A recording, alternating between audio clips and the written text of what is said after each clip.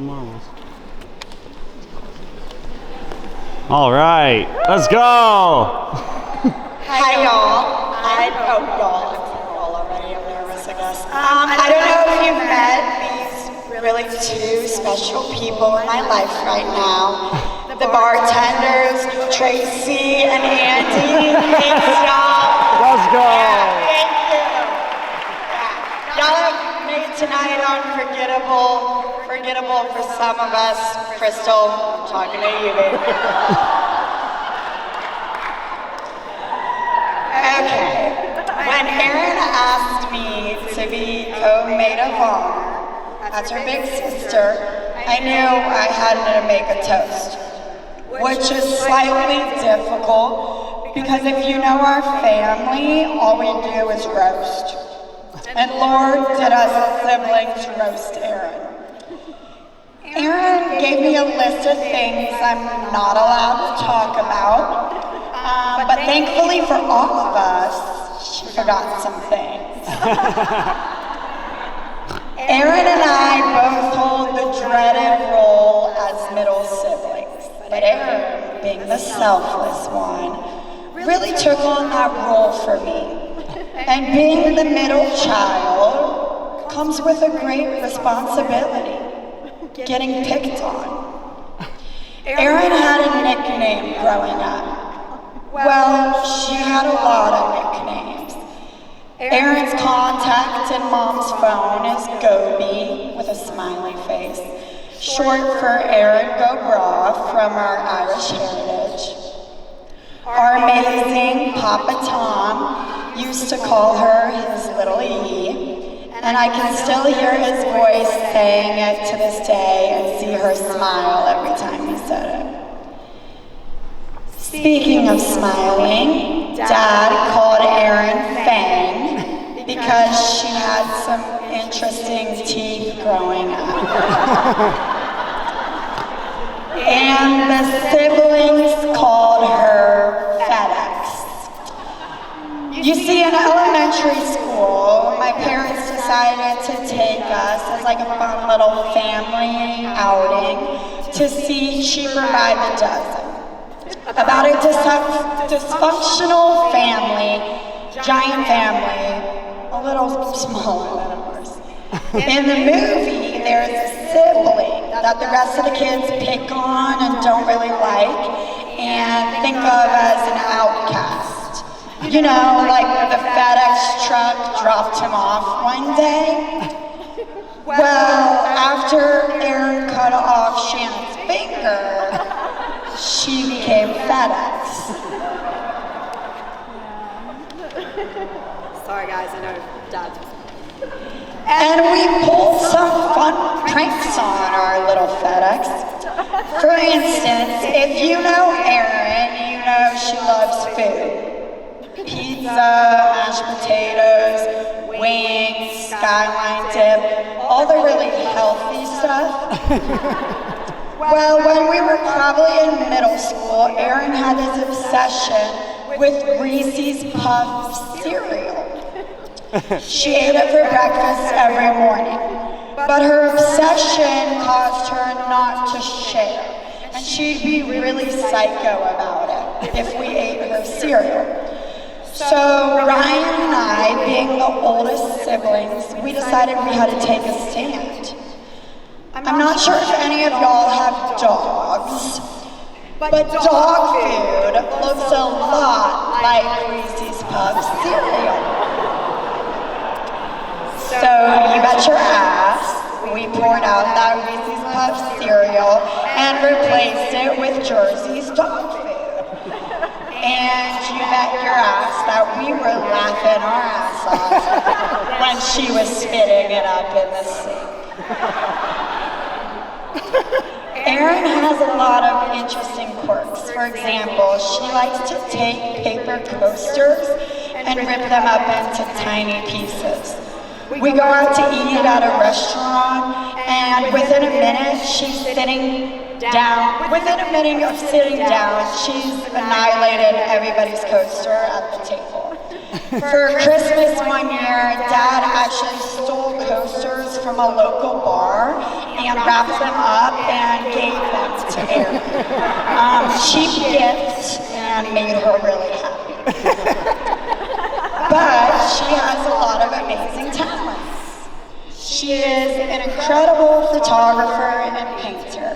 In fact, each family member's house or apartment is decorated with her work.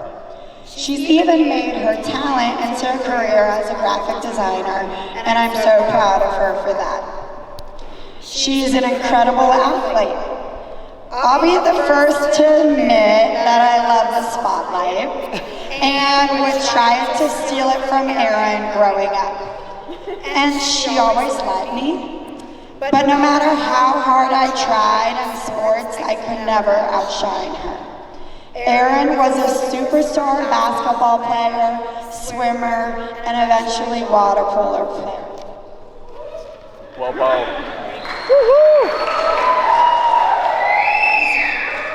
Sorry, it's kind of long. But when she was 8, she held these records or something in swimming. She'd go up against the #1 swimmer, and Dad called her Madam Woo.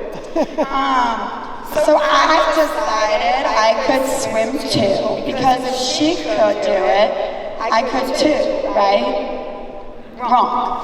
In my first swim meet, the first swim meet ever, I had the 200 IM, which is like the hardest race possible, or at least it felt like that to me. I do one hop of butterfly, I have water up my nose, I'm pretty sure I'm disqualified within 4 seconds, and I'm like, screw this, I'm not finishing, and I get out of the pool. I am crying, I have like 8 more laps I was supposed to do, I'm humiliated, and I get out, and the first one there to hug me is Erin, because that's what she does. But I decided to resign from what could have been a really great swimming career. I let Erin take that one, and she ended up kicking ass all throughout high school and college with a fantastic water polo career. She built some of her best memories and friendships and met Dave at Mercyhurst, and I'm glad she took that spotlight from me. Now, there was a sport that Erin and I did it together, if you could call it a sport. Dance. Erin was a tomboy in elementary school and had like a boy haircut, like actually a boy haircut, and she wore Ryan's clothes for some reason. But twice a week, she put on tights and a tutu. Well, years later, Erin and I one day had a very serious conversation. It went something like this. Me, do you like dance? Erin, no. Me, should we dance next year? Erin, well, after practice each week, Mom lets us get a snack. Me, okay, let's dance again next year. So Mom and Dad continued to spend hundreds on practice and lessons so we could get a 50-cent snack every week. So thank you, Mom and Dad. Yeah. So that's all that. That's all that. I'm sorry, Erin, I'm sorry. I know. I could go on and on with memories because Erin and I are so close in age. Our entire lives have been spent together. Mom would dress us up in matching outfits, and everyone thought we were twins. Because we were so close in age, Erin and I shared a room growing up. We'd play cards or jump across our twin beds, and then fake sleep if we heard Mom and Dad coming upstairs.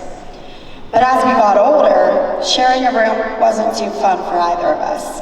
We'd fight about dumb stuff like her stealing my clothes, and we'd give each other the silent treatment before falling asleep. Ironically, Erin and I now sleep 10 hours away from each other, and we are closer than we were when we slept 4 feet apart. As we've gotten older, we've gotten closer. Highlights of my week are when we FaceTime and catch up about the drama in our lives, work, our dogs, funny stories. And almost always, she gives me a Dave update. Him coaching water polo, or gardening tomatoes and bell peppers.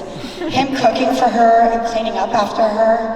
And every time the convo ends, I'm thinking, damn, where do I get one of those? I I'm so excited that Dave has decided to join our family, which honestly, he really has no choice but to embrace it because we're pretty aggressive and determined. For example, at the end of Christmas dinner a couple years ago, Dave and Aaron were leaving and saying their goodbyes. I say, bye Dave, love you. He says, okay, bye. Say you love me back. Awkwardly says, I love you too, Meghan. But last night, when I said, bye, I love you, Dave, he said right back, I love you too, without me forcing it this time. It's the last page. Our family genuinely adores Dave, because he's kind and smart. He never says a mean thing about anyone. He'll come over for family dinner, and our family will be like screaming at each other, or screaming over each other. And I'll just look over at Dave, and he's sitting there like eating his potatoes, you know, just used to it. He really is the most patient and easygoing person I know, and our family could really use that. So here we are, from always letting me take the spotlight to her taking it all in and shining. From boy clothes to a gorgeous princess wedding dress, from a fang to a beaming smile.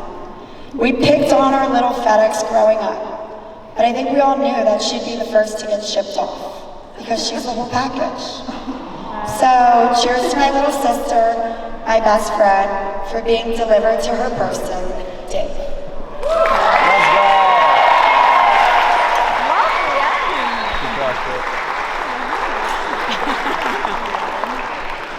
Yeah, I'll take that. Let's go. Everybody, those awesome speeches. Give it up for all of them.